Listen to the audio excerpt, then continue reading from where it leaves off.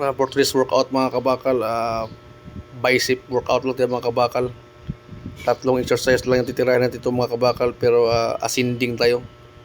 Ito yung una nating workout, standing.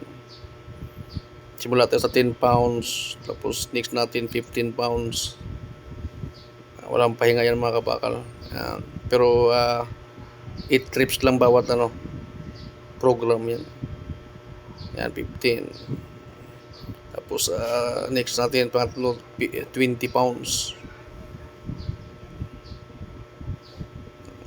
Standing dumbbell.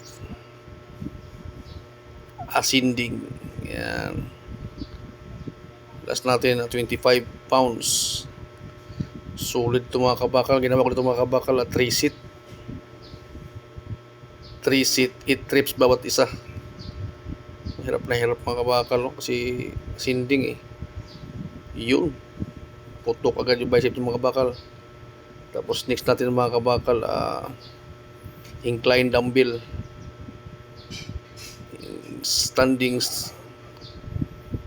Yan, alternate yung mga kabakal. Tumira na ako doon ng 15 pounds mga kabakal.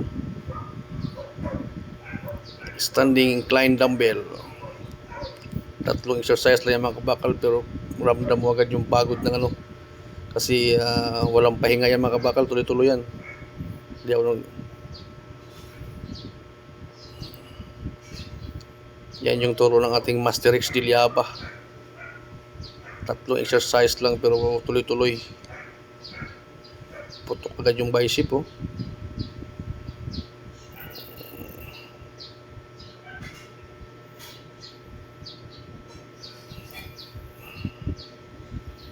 Yun, angat. Solid mga kabakal. Last natin mga kabakal, hammer.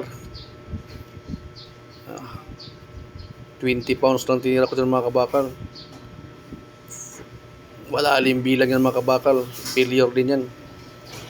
Hanggat kaya mga kabakal.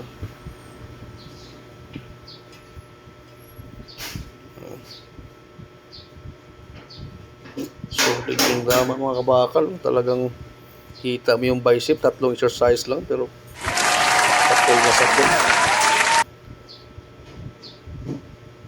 Hindi mo na kailangan magtagal sa program.